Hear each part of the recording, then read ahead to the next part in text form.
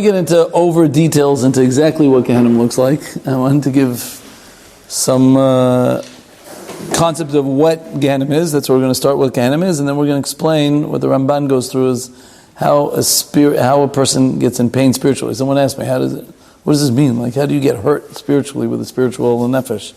How does that happen? So we have to explain that. It's a few deep ideas, but that's important to know. Okay, let's start from the beginning. I'm going to mention one or two things we mentioned last time, but I'm going to add a lot. Okay, but let's start from the beginning. First of all, let's just recap a little bit, because if you remember, we had 7 levels which we spoke about a person goes through before he gets to Gan Eden. Okay, there were 7 levels which we've gone through most of them, Baruch Hashem.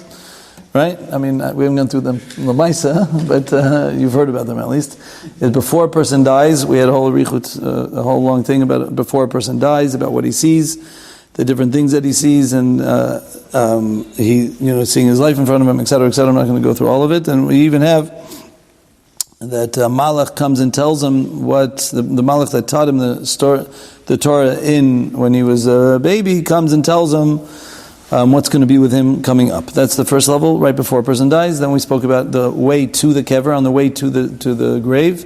The third level we spoke about is going in the grave. We spoke about all the actions that you did jump into the grave before the person is lowered into the grave, and that's what causes chibut kever and these types of things. And over there, that's when there's a certain decision about what level of Gehinom the person's going to get. Number 4 is chibut kever, which we spoke about. Number 5 is tolaim, is the worms, etc. And number 6 and 7, which is up on front, is kafakela and Gehinom. Okay, these are the last 2 on the deck to learn about what kafakela is and Gehinom. Gehinom is very lengthy. There's a whole masechet Gehinom. There's a whole masechet on Gehinom, which I'm not going to read the whole thing, obviously. I'm not going to do that, but I'll speak out a lot of ideas that are brought up from there. And kafakela shouldn't take too long. It's not the whole thing. I mean, again, in the real world, it takes a long time, unfortunately, depending on who you are. But there's kafakela and then there's Gehinom. Okay, so like I said, that's the seven steps. So let's get into understanding what is the idea behind Gehinom, because it seems to be a very abstract, strange thing, which is hard for people to comprehend. And there's obviously a lot of differences between the Jewish concept of it and the Goyim. So we have to get our act together to figure out what we're talking about. First of all, the Gemara in Eruvin calls it Ovrei Ha'emek HaBacha. It's called Ovrei Ha'emek HaBacha. It's talking about people who pass through the depths of crying. That's the literal words. Ovrei Ha'emek HaBacha. Okay? Because the people who are over on his Ratzon go into the depths over here. Now, Bacha usually means crying. We're going to explain what that means. What does it mean, crying? Obviously, it's not literally crying. And then the Gemara says, Gam brachot ya'ateh morah shematzdikim aleim et adin, that when they are there, they're matzdik the din. The people in Gehinom, they say, they're matzdika to them, they say, Ribbono shel olam, yafeh danta, you did a good job, you're absolutely correct, I deserve it. Yafeh zachita, yafeh chiyafta, you gave the tzaddikim to the right place, you are mechayev, the bad people, to the right place, you put everything, yafeh tikanta Gehinom l'rashaim ve Gan Eden l'tzaddikim. You did a good job telling everybody where they're supposed to be going. The Gan Eden is for the tzaddikim, Gehinom to the rashaim, etc., etc. That's what the Gemara says. The Gemara says, 1 second, it sounds like the chozer b'tshuvah. It sounds like from everything you just told me that they're going to be chozer b'tshuvah, things are going to be okay. And Reish Lakish says, Rishayim says that a Rasha, a bad person, even on the petach of Gehinom, even when he's standing in Gehinom, he doesn't change his ways. He stays b'pish'o. He stays with his pshaim, with his sins. V'holchim le'olam, sha'poshim v'holchim le'olam. How could it be? So the Gemara says a chiluk, which we're going to speak out at length, is the Gemara makes a difference between poshei Yisrael, a Jew who does the wrong things, ken chozrim, that they are chozer b'tshuva kilu, they are chozer from their ways, u'poshei goyim, as opposed to by the goyim that do things wrong, are not chozrim. Now, I might as well already speak it out now. When we say poshei goyim, we don't literally mean only a goy. We also mean a person who was a Jew who acted like a goy, but not just being mechal Shabbat. I'm talking about a person who was a kofer, an apikoris, a person who denied the existence of Hashem. He was atheistic. He did things against religion. A person who went out of his way, lahachis, to go against what's proper, etc. A person who knew better and still went against, etc. A person who was mechalel Shabbat b'faresi. I'm not talking about someone who didn't know better, but a person who knew better and on purpose didn't care, and he was very spiteful, etc. That is considered poshei agoyim. Okay, now let's speak out what the difference is between these 2 levels of Gehinom. The same Gehinom accomplishes 2 purposes for 2 different types of people. 2 different types of people receive 2 different purposes, okay? That's what happens here. This is based on the words. There's a new chelik of Torah of Avigdor Miller, actually. And he has a piece over there about Gehinom in chelik Dalid, if someone wants to see it. Okay? So basically it's like this. When we talk about a Jew who goes down to Gehinom, first of all, it's called Over. Over. Why is he? Because he's a passerby. It's a temporary place. He's not there on a permanent basis. He's not going to stay there forever. And he's passing by. Now, of course, we all know it's not a vacation. Okay, it's not going to be a nice trip or a nice tiyul that he's going and relaxing, by the sunlight of Gehinom fires. We know it's not so comfortable there, but at the same time, at least he knows there's a certain piyus, a certain appeasement that he knows is temporary. It's not forever. At least he has a realization that it's not going to be there for forever. Okay. Now, why does it work, and how does it work for a Jew? Again, I'm making a difference between a Jew and a Goy. The difference is because by a Jew it works b'terech b'chiyah, crying. What's b'chiyah? B'chiyah is when I'm very, very perturbed, upset about something, when I'm very all muddled up about something that's very much disturbing me, and I cry and let it all out. I let out all my emotions, I spill them out, and I pour out from inside of me. You can develop tears from such a sensation also. You can burn your eyes. But in the end of the day, by doing it, it's a way of expressing my emotions. It's a way of taking all the negativity that is within me and to let it all out. And once I let it all out, I feel much better. You understand? That's the yesod of b'chiyah in general. It's a tsa'ar, sometimes a little bit of a painful experience. It's a little bit hurting. It's not the greatest thing. You go through a difficult time, but when you're parts bebechi, it ends up being a positive experience. You end up, in the end of the day, feeling good afterwards. You're able to let it out and make yourself feel a little better. And that's exactly what the yesod is by Gehinom for the tzaddikim. For the tzaddikim, the yesod of Gehinom it's a fire that's burning, a burning sensation, but it's a charata, it's a type of burning sensation which is a charata, a remorse for my actions. I'm reneging on my action. It's a certain feeling and painful, very, very painful, like we'll explain later, B'ezrat Hashem, a very painful experience that a person goes through. But by going through that painful experience, it also works as an erasing experience. Okay? It works as an experience of erasing the past, of erasing what you were doing. Similar to a person who takes a nice scrub. Okay, let's say you're dirty and you have to take a shower, you have to take a bath in order to clean yourself up. You have to do it, so you scrub yourself off to do it. The only problem is, over here, the sponge is made of needles and thistles and poison and fire, and it's hot and it's not comfortable. And every time you scrub, it hurts and it's painful and it's screaming and it's very, very thing. Now, obviously, it's not physical. Like I said, we'll speak out exactly what we're referring to, how we're referring to in a spiritual way. But in the end of the day, there's a very strong experience of erasing, of cleansing. So you get at least the feeling that at least I'm going to be cleansed at the end. You have a certain hargasha, at least B'ezrat Hashem, it's going to be finished one time after I get fully cleansed. However, the actual cleaning experience is very painful. It's an extremely painful experience, excruciating pain which a person goes through, but he rubs again, get that off, get it off, get that. You have ketamim, right? Every chet that you did, everything you did wrong, there's a ketam, there's a stain, here's a stain, here's a stain, here's a stain, here's a stain. You have to, again and again, and keep doing it. Obviously, the deeper the stain, the more scrubbing that needs to be done. The lighter the stain, the easier it'll come off. But that's the only way that can be done. And all the time that it's happening, every time it's getting scrubbed, what are you saying? Ribono shel olam yafa zechita, yafa hirshata, Ribono shel olam yafa danta. You're correct, you're 100% correct. You're admitting to your fault because you see the ketem in front of you. There's nothing to deny, there's no games to play here. You can't pretend that everything's good because you can't do it, but you're going and trying to take it away from it is. Everybody knows the Maisa in Chagiga and Daf Ted Vav Beis with Rabbi Meir. Rabbi Meir, what did they say about his Rebbe was Acher, Rabbi Elisha ben Avuya, right? He was Acher, he was, I don't know which adjective to use, I don't like to use about a Tana who was a person who was a very high level, but he did bad things, okay? He did bad things, and it doesn't say that Rabbi Meir pulled him out of Gehinom. People think that Rabbi Meir went and pulled him out of Gehinom. It's not that he put him out of Gehinom, he put him in Gehinom, okay? Nice to do that to your Rebbe, huh? Right? He put him in Gehinom. Why? Because he wasn't even zochet to be able to get into Gehinom. He didn't even get the schut to be able to get into Gehinom. He wasn't going. And Rabbi Meir pleaded his case in order to shove him into Gehinom, so he'll be able to get the scrubbing, a lot of scrubbing. He would need a lot of scrubbing, a lot of cleaning. But that was a tremendous schut at one time. Eventually, it'll be over.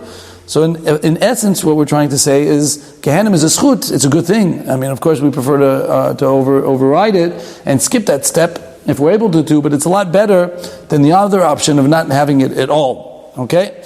But that's a certain idea. The demot, the kev, the thing, is a way of spilling out and getting a proper charata for what it is. What I mentioned last week was it has to do, part of this charata, and again, we'll speak about this more at length later, has to do with the feeling of anguish for what I did and not being able to relinquish what I did. It's already too late. You could have done it 5 minutes ago. I could have changed everything. I could have been chozer b'tshuva. I could have done it. And here I am stuck in where I'm stuck. I'm not able to move. I'm not able to budge. There's a very strong anguish. An anguish which cannot be controlled about how bad a person feels. And that anguish, which is a feeling of never being able to go back again, that is the fires of Gehinom that burns within a person. Okay? That's the anguish that a person feels between. We mentioned, obviously, as we all know, many types of anguishes that we can feel. The most painful experience that a person usually feels is one of realizing I made a mistake, and a big mistake, and I can never get back again. A classic one is a person's in jail for a 5-minute mistake that he did by accident. He killed someone. Not a good idea, right? And here he is, and his whole life is overridden because of a 5-minute mistake. I mentioned the mashal with putting down the trailer, that the whole time while it's moving, you can go back and forth, and you can fix it. And when once it's down, they went into the base midrash, they looked, and they said, Oppa, the east was to the west was to the east. They said, can you fix it? They said, look, while it was in the air, you can make shinuim, you could change things. But once it's on the floor, it's too late. En chazarot, it's too late, there's nothing to do, you have to figure it out. There's nothing else to do. Okay, that's how it is. Classic example. Yeah, al tishlacheni le'ed zikna. We say, and Ashkenazim say, don't send me to eid zikna. What does that mean? Because when a person gets old, what do? Baruch Hashem, by us, we're learning. We take advantage of the times. What do they do? Spend their time on all the pictures. And remember when I was 20? Look how strong I was. They were showing off how good looking I was, and all this. And now I'm full of wrinkles and gray hair, and all. They could spend their whole life being depressed about the past, about what it used to be, reminiscing. Is that good or bad? Depressing. But it's a little bit depressing. You're like, oh, I wish. It depends on where you're holding. Like I said, in your case, you're using your time in a good way, so it doesn't bother you. On the contrary, by us, the person gets older, he more appreciates being older because I have this much more knowledge that I've gained. I'm able to do this much more, and I see how much closer I've become to Kadosh Baruch Hu from 10 years ago. That's what we're supposed to do when we celebrate a birthday party. You're supposed to celebrate the fact that you gained a few rungs on the ladder and able to getting closer to your Creator. That's what we try to do. But when a person busied his life, running around, doing all the bad things in life, we don't have to get into details, which we all understand. When he does that, when he gets older, he's like, oh, now I have no more koach, I don't have anything, everything's behind him. What did I really do with my life? A little bit depressing, etc. Never got married, didn't have any kids, or you got divorced 15 times, any of these types of scenarios. Never in retrospect, during the time, you're busy always with action, so it's like, oh, I'm trying, making more money, etc. But when you get older, it starts becoming a little bit depressing, like, well, what did I do with my life? What did I accomplish? What do I have here? Okay? Anyways, that's the sort of this idea of Gehinom, about being upset, so being having charata, being, that investment I could have ever made, I never made it. Okay, that's the first level. That is all by Poishe Yisrael. Now we're going to speak about the second level, but the same Gehinom for Poishe Goyim. What the Gemara says for Poishe Goyim, that's where Reish Lakish said that it's afilu al pitzcho shel Gehinom eino chozrim b'tshuva. That's what Reish Lakish says. So what does that mean? So basically, the idea behind that is they don't get, let's say, the sameach part of Gehinom, the happy part of Gehinom. They only get the Gehinom of Gehinom. They only get the pain and the anguish that they go through. Everything that, most of the Rishaim, whatever they did good in this world, they usually got paid for in this world, right? Right? They can be elected, President of the United States, or you can get some good positions in order to be able to get paid for whatever good things you did, okay? Or a lot of money, etc. But at the same time, when they go up there, they're already cleaned up, and they go straight to Gehinom, and Gehinom is what they say, Gehinom. It doesn't actually do, and this is the chiddush, this is something that people don't realize, it's not mitkabes. It doesn't do the cleansing process. It doesn't do the kfisa. It doesn't do what we just spoke about, the scrubbing. All he gets is those iron nails that are going in there and scrubbing and scrubbing and scrubbing, but no changes are being made. It's only again and again and again. Okay, it's a totally different bechina, and that's a lashon of the Rambam. He anekama hagdola. When the Rambam in Tshuva and Chilul in Perek Chet says, talks about Gehinom, he says he anekama hagdola. Kilu, that's the Hashem doesn't have to get revenge. Obviously, it doesn't mean literally revenge, but it means that is what he deserves for the actions he does. Okay, because in this world you don't get the real world. Kel nekmos Hashem means that Kadosh Baruch Hu hits him with whatever he did. The actions that you did actually go and get you, and it hits him, and it hits him again, and there's nowhere to run and nowhere to hide, and it hurts, and it hurts, and it hurts more. But it's not just that it hurts. In this world, when a person gets hurt and he's in pain, so there's a few options. Okay, if the chas v'shalom, the person's in the hospital, and he's a real bad matzav, he could take steroids, he could take painkillers, he could take different things to lower the pain. And if he's in a real serious situation where that doesn't work either, but at least as we all know, that after a while, he somewhat gets used to it.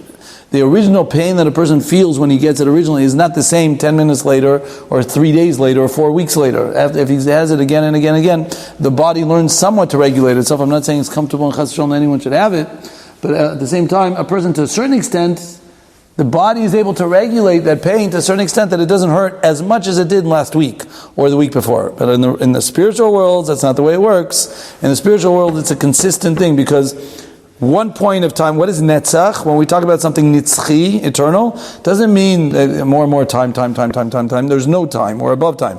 We take the original first second and we take it and we push it and we spread it out as open, lenetzach, forever. You take that 1 second and there is no second number 2. There's only second number 1. That 1 second and it expands. Therefore, Gan Eden will be the opposite. The feeling that you get will always be there. You'll always get that enjoyable feeling that you had, right? Like you all know, the first potato chip in the bag is nothing compared to the last one, right? The potato chip in the bag is right. The first potato chip is a geschmack potato chip. By the time you get to the bottom of the bag, you're just doing it because you have to finish the bag. It's usually why most people get to the bottom of the bag. There's no other reason. Why, when a person has a 55-gram bag and an 85 bag, do they both get to the same place in the end of the bag? Because you do it to finish it. That's what it is. That's the way your ta'avot work. I always say that's the pshat. That's why, it's always, it works out. If you buy a 200-gram, one of those big Lay's bags, like American bags, those 2 potato chips bags, right? If you buy one of those bags and you buy them in small, right? If you buy them in small packages to get the same amount of 200 grams, it's much more expensive, right? The 200-gram bag ends up being like half the price of when you buy, like, let's say 4, 5, 6 bags. Right? So what's the reason why? So you'll all tell me a funny answer because you're buying it in separate bags and they want you to buy bigger things. You guys don't know anything about anything. The real reason why, right? The real reason why they're doing it is because when you eat a 200-gram bag, you don't get as much hana as when you eat that little bag. That little bag, that little 55-gram, you get a much more hana because those 7 chips that you got in the bag, usually it's 2, right? Those little bit amount of chips that you got in the bag, that's so much more enjoyable because the first 2 or 3 chips are much more tastier than number 15 and 20 or 25. Because by then you're already, you get used to it. You don't get so much cheshek, you don't get so much hana from the bag anymore. You understand? So they charge more for the smaller bags than the bigger bags. So you get much more hana for the small bag. You get one bag and another bag at a different time. Each time is much more. So that's the real reason why they charge. I bet you never knew that, right? That's so thoughtful. They're very nice people. I understand. What do you think? Well, why else would they do it? Anyways, that's why am I mentioning this? Because I'm trying to say Gehinom is the same thing. There's no painkillers. There's no gets easier with time. It hurts and it stays hurting. Nitzchi, forever. Now again, we're talking about now with the goyim that it lasts for a long time. But there's no cleansing process. It just happens again and again with no cleansing process. It's unbelievable when I think about it. When the Rasha, the Tzorer from 70 years ago, from already 80 years ago, I think, right?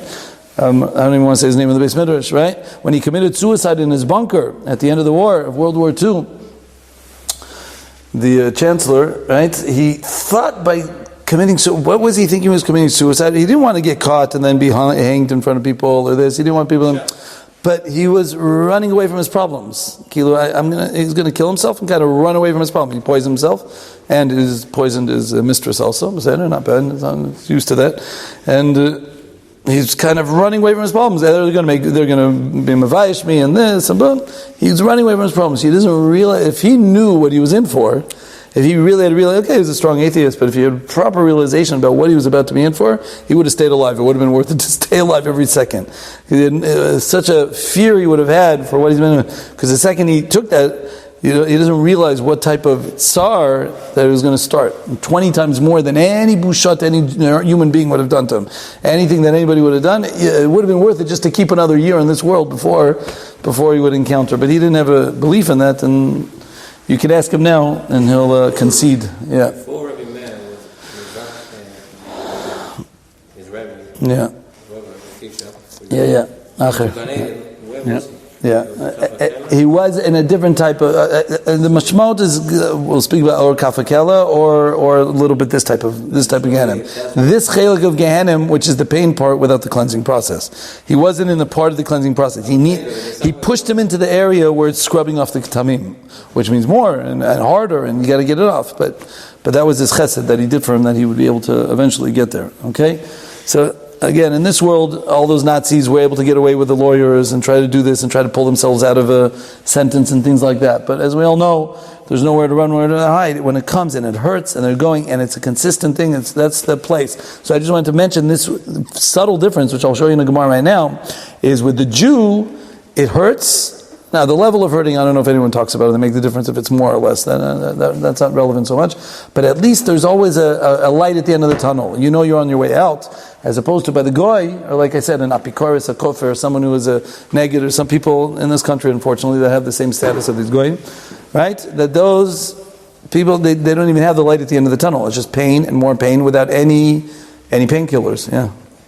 How long does Gehinom last? Number one. Yeah, well, that we're going to get to separate. Okay. Where does a person end up after the cleansing process? All right, that's right. That's all. That's when we're going to speak about the 7 levels of Gehinom, and we're going to speak about the 12 months, what's known as the 12 months, and then afterwards we'll start with Kafakel Gehinom, and then what's the point of them receiving it? For the goyim. I mean, and they get which is more pain. A lot of Beinoni goyim. They're not Rishonim. Yeah. No, I don't think I don't think it applies to Beinoni goyim. I'm talking about Poishe goyim, and not all the goyim. We're not believers like the Christians that all goyim are. Everyone who doesn't believe in us is going to, forever in the purgatory. They believe we're all burning because we didn't believe in Yashka. We hold that they also get to go. A goy will get Gehinom, and eventually they say is mefazer efer. Their efer is mefazer in olam haba, and the tzaddikim kind of step on top of them, and they're underneath the reglaim shel tzaddikim. So a goy, especially good goyim, I'm not talking about that. We were beseder in this. I'm talking about the bad ones. I'm talking about the ones who, they didn't have any belief in olam haba. They believe in Gehinom, and they just did everything keneged and these types of things. That's usually what we're referring to. A good guy, especially when we have 7 minutes b'nei Noach, will get the proper olam haba. Okay, here's a proof to this idea. Now, this idea is brought by the Michtam Eliyahu. It's also brought by many people. I've seen it many times. This Rav Desser. But this idea, and I just want to point out the Nukud of the Chiddush here.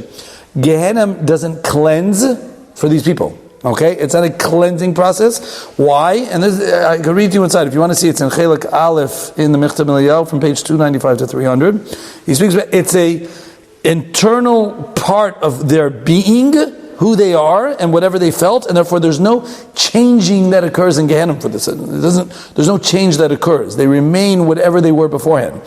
So for us, even though we do things wrong, but we all know where we're headed, and we all know what we want to do, and we have a goal. So the Gehinom helps us get cleansed from that rutzin that we've always wanted. But for someone who wasn't holding there, someone who's holding keneged and in a negative way, doesn't get clean. So here's a Gemara in Gittin, the famous Gemara about Unklus Agir. Okay, Unklus, as we all know, wanted to be mitgayer. Okay, he wanted to he wanted to convert. Good idea. He thought it was a good idea to convert, even though he was from the king's palace. He was a prince. He was a very, very chashuv person. His uncle was Titus. His uncle himself was Titus of Russia, who burned the Beit HaMikdash. Okay, so he said, you know what? He wants to be Megayer, and he said, I have a good idea. Let's go and talk to Titus what he thinks about it. Now, the only thing is, Titus was dead already. Titus is already dead. And he said, you know what? Let's go talk to Uncle Titus and see if he thinks it's a good idea. And it sounds like a good idea. A guy who's sitting in Gehinom, he's already finished. I think he'll be able to tell me a good idea. Should I be Megayer or not? It's good. I would ask that person. Sounds good to me. So he said, he put him up with some type of kishuv, Benegira, it says Bekishuf. He brought up Titus with kishuv, and he said, who's important? Man chashiv ba'u alma, who's important in that world? So he says, Yisrael. Titus told him Yisrael. Oh, I'm already starting to think about jumping in the mikveh. He said, it's Yisrael is chashiv. Maulid buki behu. So maybe I should become one of them, and maybe I should connect with the Jews. That's what he asked Titus. Amarlei milayu nafishin v'lo matzid lekiyume. He said they have a lot of words. There's a lot of Torah. There are a lot of rules. It's not worth it. You're just it's confusing to be a Jew. It's a very difficult job. Go ask a Jew. You're not going to be able to do it. He said, Zil igri behu behu alma. Go into this world. Go bother them. Go stab them. Go bother them. Go be mean to them. And you will become a Rosh, just like us Romans became on top by being able to beat up the Jews. Because it says in the pasuk, Vayut Sarea l'Rosh. Those that are bother the Jews end up becoming on big positions. They end up being big positions. They end up getting famous, right? Palestinians were nothing. Here they are bothering everybody, saying everything negative about Jews, and now they're suddenly given a ma'amad. People believe in the Palestinian state that never existed, right? What? Vayut Sarei l'Rosh? It's a pasuk. Vayut Sarei l'Rosh. It's a pasuk. It's a pasuk in Eicha. We say it in Eicha. But you want to know why? The Maharsha says the reason why is because Hashem doesn't want us to be beaten up by some shmendriks, by lowly people. So before someone decides someone's going to bother us, so he makes sure that he's in a chasha position, he's someone of aristocratic, and therefore it's much more mechubad that we get beaten up by someone mechubad, right? That's not so bad. And he says, Kol Ha'Meitzel Yisrael Nesa Barosh, and therefore he says, and then he asks him, so what's the matzav with you up there? What's going on in Gehinom with you over there? Are you okay? He said, I'm getting whatever I paskin on myself, because the Gemara says that he told people to burn his body and spread him over the 7 seas, and he says that's what's happening to me up in this mind. I keep getting put together, spread over, put together, spread over. Well, these ideas obviously we'll try to speak about later, hopefully, what that means. Then there were 3 people he went to. Now, person number 2 he went to was Bilam Arasha, the Navi. He went to Bilam Arasha, who was dead also, and he said, Man Meitza Barash, who's in the rush, who's in the top over there? And he told him, Bnei Yisrael are. He said, you are. So he said, if Bnei Yisrael are, should I be ledabik b'hem? Should I go be chozer b'tshuva? He said, Lo tidrash shlomam v'tovatam kol ayamim. Don't ask for their shalom and their tovah all the days. Don't bother talking to them and helping them out all the days. If you want to be okay, then stay away from them. So he asks, what's your din? What are you doing? He said, I was boiling in shichvat zera, in semen. He's boiling in boiling hot semen. As they bring down on the Mefarshim, the Rishonim already bring down, like Rashi already brings down here, Mida killing Mida, because we know he was immersed in bestiality and all these types of interesting things. Okay, that's the second person. The last person is, they went to Ahu Gavra. Now, who's Ahu Gavra? If you open up the censors of the Gemara, do you know who Ahu Gavra is? Yashki. He went to Yeshu. He went to the Yeshu himself. He went over here. They call him Poishe Yisrael, the one who caused sin to Yisrael. So he said, "Who's chashav in that world?" He said, "Yisrael, Malud Bukebehu." So he said, Yoshki actually said, "Tovatam drosh, ratam lo tidrosh." You should look for their good and not for their bad. If you touch them, you're going to be in big trouble because you're hurting your thing. And they ask, "What's your din in that world?" So he's nidan in tsoa rotachat. He's in feces that's boiling up. The Amar, because it says, Kol Amalik Divrei Chachamim, whoever makes fun of the Chazal and the Chachamim, which is what he did. He went against the rabbis and his leaders and his teachers. He was a Jew, as we all know, who rebelled. So he's Nidam B'tzara Tachat. He deserved to get Tzara Tachat. The Gemara continues in a couple other things. But there's just one incredible point that you see from the Gemara. The man is burning in Gehenna. He's suffering intensely, and he's still saying, bother the Jews? What, you didn't change? What's going on? What, were you crazy?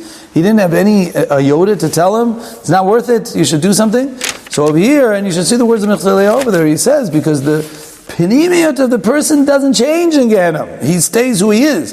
If that's who he was, that's who he was. It doesn't necessarily change. You get cleansed and filtered in this, but it doesn't happen that who he was gets changed. In the end of the day, he ended up being the same entire person. 1,400 years later, and they're still burning in Gehenna. It was 1,400 years later. Onkelos was in the time of the Chorban Beit HaMikdash, Now Titus was pretty fresh died, but and Yeshu was also pretty fresh actually. But what's his name? Bilam was 14 years before that, in the time of the Midbar, and they're still burning and burning and burning. So I'm just saying, you ask me about an expiration date, you see that it doesn't come so soon. It still continues, and they still have it. It helps to be mezakech only when you have a certain status, when that was a certain drive that you have. People ask, why should we learn about these ideas about Gehenna or what it is? You see an incredible thing just to see this small difference about at least, even if we do things wrong, but at least we have a drive, we're trying to do the right thing, we know what Olam Haba is, we know what Gehinom is, and we want to try to fix ourselves up to some extent. So then, as a result of that, you're able to at least have a expiration date to Gehinom, as opposed to these people that goes again and again, and they never change, their innards are still there. And that's a part of their pain. Their part of their pain is you want to change, but you can't, because it's just who you are, and you can't change. And you know, the more you think this way, the more pain you're going to be going through. But I can't change. It reminds me of Lo Aleinu. But let's say when my wife was doing her, right when she finished being a speech therapist, she's finished her degree. She had to do a stage. She had to learn a little bit. So she was in Arnof, and she was in a certain place. I forgot the name of the place, about people who had issues, who had serious issues. And one of the people she had to deal with, she was doing shimush by someone who was teaching, is a guy who Lo Aleinu was in the army, and he got shot in the head. He survived, but he got hit right in a certain place in the brain where he was still cognitive and he was still intelligent and he had everything, but it was the point where he couldn't vocalize the thoughts that he had, the connection. There's a place where it's called the cerebral, I think it's cerebrum or something like that, where it connects those two parts of your brain. There wasn't able to the cerebral cortex, I think. I'm not sure. But so it's better if a person is dumb or a shoyte, because at least you're not in pain. This guy knew what he wanted to say, and it was such I wouldn't be able to handle it. She said it was a very painful experience, because it takes him 5 minutes to blurt out a word when he knows what he wants to say. He has a sentence in his head. He knows what he wants to say, but he couldn't till he said it. And a lot of the times he's just miming or whatever. But to do it, she said, because he was in the army, he said one time it was strong, and one time he was trying to point out that one time I had some koach, one time I was something special, and look at me now, I'm a wreck or whatever. Sometimes people like that would prefer to die. It's not.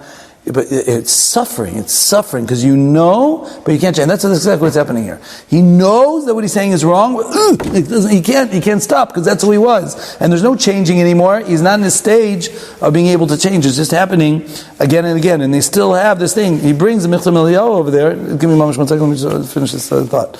He brings his Michlam Eliyahu from Masechet Gehinom, which I said we'll speak out something. One of the things it says in Masechet Gehinom, I told you Rav Desser was quoting it, he says there's a har of sheleg. In Gehinom, there is a mountain of snow for Shabbat, because on Shabbat, you finish 6 days been cooking, so you want a day, so you get to go on the mountain of snow, which is a cooling device, right? So they get to bask a little bit in this mountain of snow, in order to cool down a little bit. And it says in the Masechet over there on Motzei Shabbat, when they have to go back to their place, Motzei Shabbat right now, when they're going back to their place, Gozlim k'tzat sheleg mitachat beit hashechi. They steal a little bit and they put it over here underneath their armpits in order to hide that nobody's looking. It's a very strange thing, obviously, concept. But they hide because they want to keep themselves cool. They know they're going back to their, at least a little bit, if they see here, everyone's going to see. So they put it over here so nobody can know, and okay, we're ready. They hide it underneath there. Now again, understanding these concepts, I hope we'll be able to get to explain to a certain idea. But al kopanim, what do we see? And this is what the Rav Desser points out. They stealing with the in Olam Haba and Gehinom. You're still stealing. Haven't you done anything? You see that they don't change. The atzmiyut is still there. They still have this tuma, this idea of trying to be mitchamek, trying to do. Nothing's changed. The actual changing part of it actually did not occur. It's an incredible thing that they're not able to do, and that's what the Gemara means in Rosh Hashanah when it says Gufan shel Rishayim Kala Nisrafu Nafsham. They're burnt. They are Ruach Mefazram, and the Ruach is Mefazer Tam Dainu. They become Ruach. It never ends. It keeps having this pain that continues on the thing. I'll get you 1 second. And over here we see a similar idea, which I saw in the Mild Staka. The Sefer Mild Staka brings a Yalkut, a certain Yalkut Reuveni, which is a type of midrash, that says even the Ruchot, we see that by the Malachim, the angels, they're able to sin. It happened by Sdom. Sdom, the angel by Sdom got punished because he said that I'm going to turn over this place. And he got punished later that Hashem did something to him, or whatever. Rashi even brings it down in Parsha Vayera. Okay, that he got punished because of something he did wrong. So he says also Ruchot, even spirits, or even people in Gehinom, even spirits who are here as a Gilgul and things like that, spirits could end up still sinning. They could still end up being a sinner in order to do that. Why? Because they have an inertia. There's a strong inertia here. what you were doing before, you keep doing. They don't change. And if they were bad here, then nothing necessarily changes until you're completely cleansed. Some people get cleansed and some people don't. And that's the nakuda of the difference. That's the point of the difference that we're mentioning. Yeah, this one. It's more of a technical question. Yeah. In the weeks before, they can't do fisher for to call people back in after a certain amount of period they've gone up to Gan Eden. How was, according to the Gemara, was he able to call these people? Because they were never going to Gan Eden. They never went to Gan Eden, yeah. They didn't go up. So they're always in that lower level? No, on the lower level, Or that's not it. Gan Eden, whatever. Right. Maybe if he said Kaddish for them, it would have helped them out, but he didn't do it. Minus. So they can always They were on the bottom, yeah. They were on the bottom. They were on the worst of the worst. Yeah. Very bad. That's right. Those types of people who are on the lower things, you can usually call them up. That's right. Very good. Okay, so this is this idea, if we talk about it in a nutshell, before we move on to the next step, it's just a person, the Gemara says like this, the Gemara in Nedarim, or Avodah Zarah Daf Gimel, says, Ein Gehinom La'atid Lavo, there's no Gehinom in the future, Ella Kodesh Baruch Hu Motzi Chama Min Artika, Hashem takes out the sun, kilu, the heat, out of its place. The tzaddikim mitrapimba. The tzaddikim feel good about it. You get a suntan, you relax on the beach. It makes you feel good. The heat can be something very positive. You can get some vitamin D, right? As opposed to rishayim nidonimba, and the rishayim get heated up by it. They get burnt from it. The nakuda, it's a chashav nakuda. It's the Gehinom is the same Gehinom I said last week. I said Gehinom is it's a mashal. It's not real, but Gehinom is a beit midrash. It's a shul. You learn all day with no windows and no bathrooms, no coffee room, no nothing. For some people it's Gehinom. For some people it's Gan Eden, right? For some it all depends on who you're talking to, right? That's what it is. But it's the same type of idea. It's all a matter of you're in a place, you don't have your body anymore, there's not much to do, that's it, that's all there is, and it's a painful type of experience that you're not able to do all those things that you were so attached to, all those things that you love to do it. You understand? It's a painful experience. A person goes to Philharmonic Symphony where they're playing Beethoven's symphony, right? Whatever, if someone's an expert here, you can correct me, right? But that's what I understand. And so for some people it's mamish Gan Eden. For some people mamish be like unbelievable. They could sit here all day. For another person it'll be mamish like going meshuga after 5 minutes. I got to get out of this place. Get me out of here. That's what he's saying. The chama yotzeh min artika, and it's a heat. It's a painful thing, but at least for some people it's a cleansing process. For us it's good. It has a positive aspect. In the end it's olam haba. As opposed to for other people, it's not necessarily like that. It's a forever experience. Okay, that's this important difference between the same Gehinom, which can apply to two different types of people in two very different ways.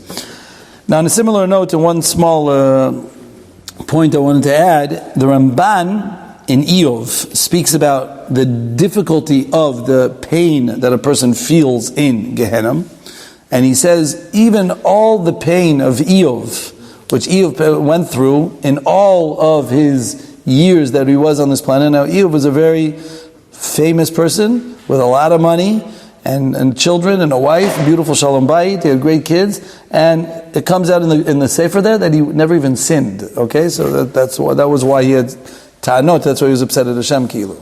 Okay, because they couldn't even find a sin on him. He was a very high person. He lost all his money, he lost his wife, he lost his children, and he became deathly ill. And he was very sick. You know what I'm saying? He had it all bad. Still, all the Yisurim of Eov that he had, he said in his whole entire life, is not comparable to 1 minute of Gehinom. Okay? It sounds expressive and it sounds poetic and everything like that, but you have to realize, he expresses there, that it's all how difficult it is. And the Shomer Munim also brings all the Yisurim that a person goes through. It's so important to hear these things, in my opinion, because when a person goes through something difficult and they're upset and this, realize it's little. It's so little compared to, by me, it's a big appeasement. I don't know. I think people, if they really would realize such a thing, it's so little compared to the amount of difficulty that a person goes through in Gehinom, and he's worth it. It's worth it for every second. So the Shomer Munim, when he says this, he brings a Maisa with a tzaddik. There was a certain tzaddik that died. He was niftar. They checked his books, and they found on him, that's right, one chet, one sin on this tzaddik. They said, you have a choice.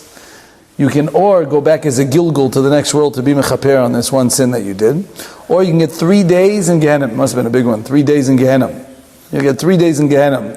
He thought about it and he decided, I'd rather get the Gehinom. He said, I'd rather get the Gehinom because if I go back as a Gilgul, who knows, maybe I'll mess up again. And I have to go back again. That's annoying. Right? So he said, I'd rather take the 3 days. So this is what the Shomer Munim brings. They started approaching him to Gehinom and he started feeling the heat. He got closer. Nitparku v'nitpakeku yatzmotav. All his bones got broken and got put back together from the chom of Gehinom before he even walked in the gate. V'kol asher nitkarev yoter, this is his words. Hayachom yoter. It got hotter and hotter and hotter. Again, we'll speak about what this high heat means. V'amar l'malach, and then he told the malach, you know what? I'd rather go for the Gilgul. I'll take the Gilgul, Bob.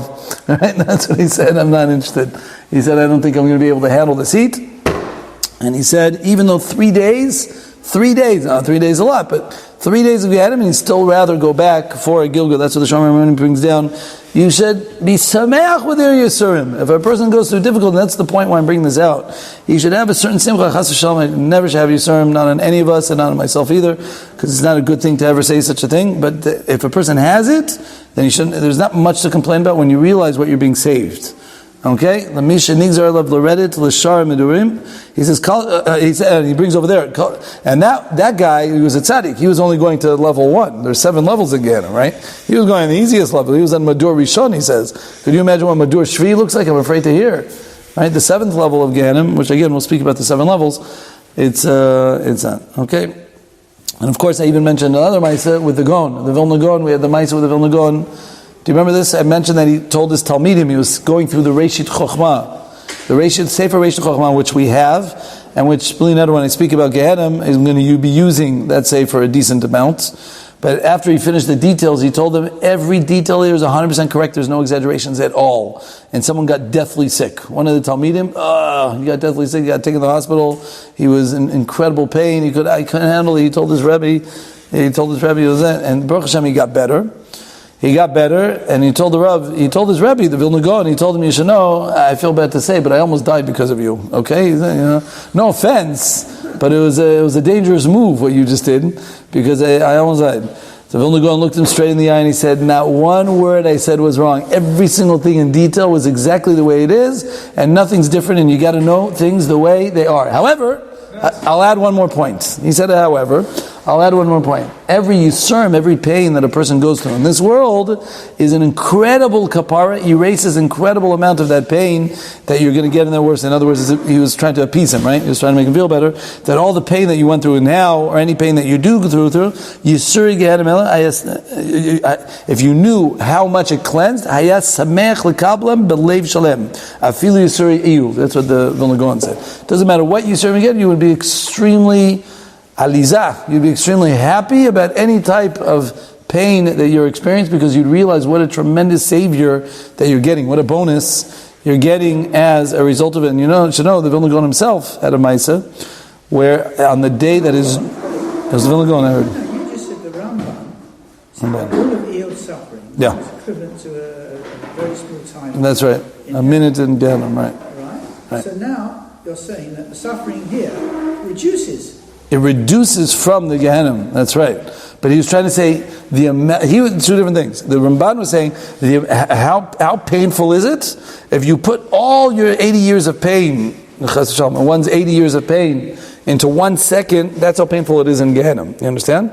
But at the same time, so we're getting miftzah. You get a discount. If you have pain, if one has pain in this world, though, so he gets erased. 10 minutes, a minute, a day, a week, he gets erased a certain amount of time or levels of Gehinom to do that, which is a mitzvah. It's a discount because it's not fair. What you're saying is not fair. It doesn't work out because all the 80 years equals 1 second of Gehinom, so it doesn't work out. So maybe all those years I should get 1 second off. But no, you're getting a discount. Any pain that you get, Hashem gives you a bonus and it gets erased, and that's why a person should appreciate the pain. It's something to really experience, and unfortunately people don't hear these things, but it's really something to do. And I was just going to end up with the Goyen himself went through an experience like this, where his daughter on the day of her wedding was nifteres. She died. The daughter of the Gaon on the day of her wedding passed away.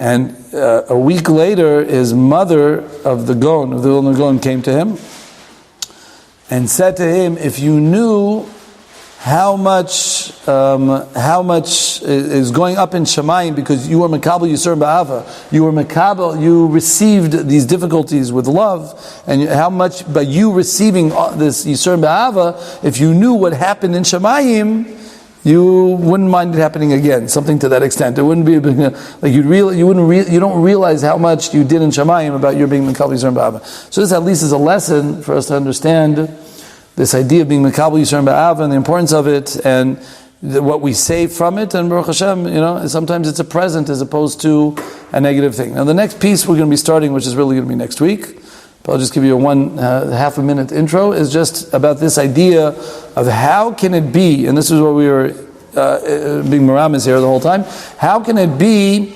that something spiritual can receive a spiritual pain, something spiritual doesn't receive pain?